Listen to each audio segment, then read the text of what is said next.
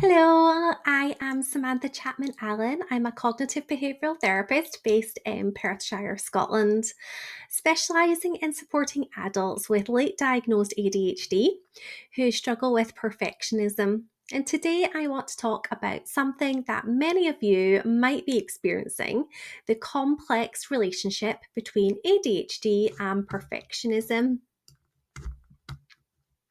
Oh. So, if you have found yourself here, you might be one of the many adults who received an ADHD diagnosis later in life. Or perhaps you are questioning whether you might have ADHD.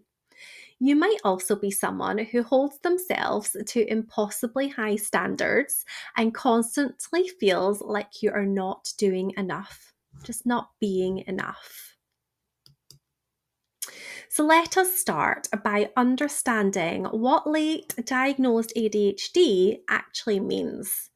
So, ADHD is not simply about struggling to pay attention or being hyperactive. It is a neurodevelopmental condition that affects how your brain processes information and manages executive functions. So, when diagnosed in adulthood, it often comes with years of developed coping mechanisms and internalized beliefs about yourself. One of the most common patterns I see in my practice is the relationship between ADHD and perfectionism. So, this might sound really counterintuitive at first, because after all, ADHD is associated with disorganization or unfinished projects, while perfectionism is about striving for flawlessness. However, these two experiences are often deeply interconnected. Think about it this way: when you've spent years not understanding why certain tasks seem harder for you than they do for others, you might have developed extremely high standards for yourself as a way to compensate. So, you might have told yourself that if you just tried harder, worked longer, or set higher standards, you could overcome these challenges. Perfectionism might have been your way to prove your worth in a world that felt challenging to navigate, compensate for perceived shortcomings, protect yourself from criticism or failure, and create control in a life that often felt chaotic, just really uncontrollable. So let us look at how this typically manifests.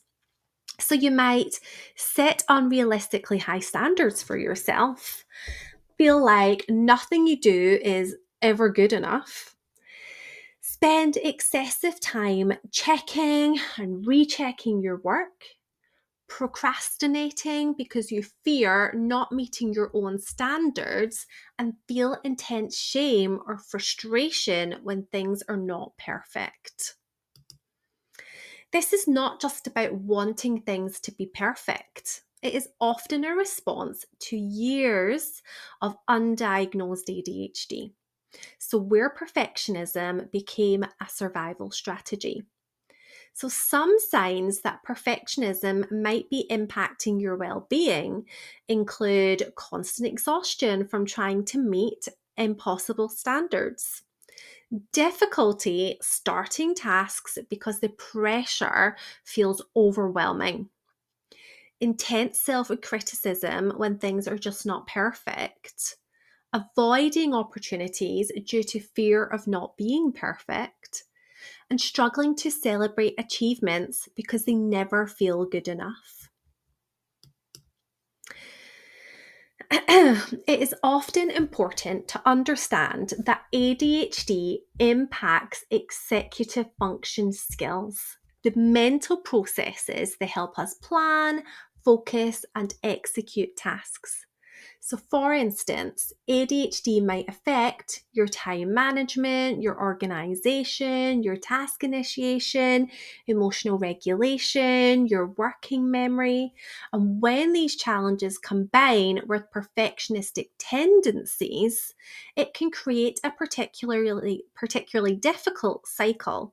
So you might set extremely high standards, but then completely struggle with the executive function skills needed to meet those standards in a way that feels manageable. So, what can you do about this? The first step is awareness and understanding, recognizing that this pattern exists and that it developed for very valid reasons. This is crucial. It's not about blame or shame, it is about understanding so that you can make informed choices about how to move forward. So, some helpful perspectives to consider is your worth is not determined by your productivity or your achievements. Your perfectionism was likely a coping mechanism that helped you survive, and it is possible to maintain high standards for yourself while being kinder to yourself. Progress does not require perfection.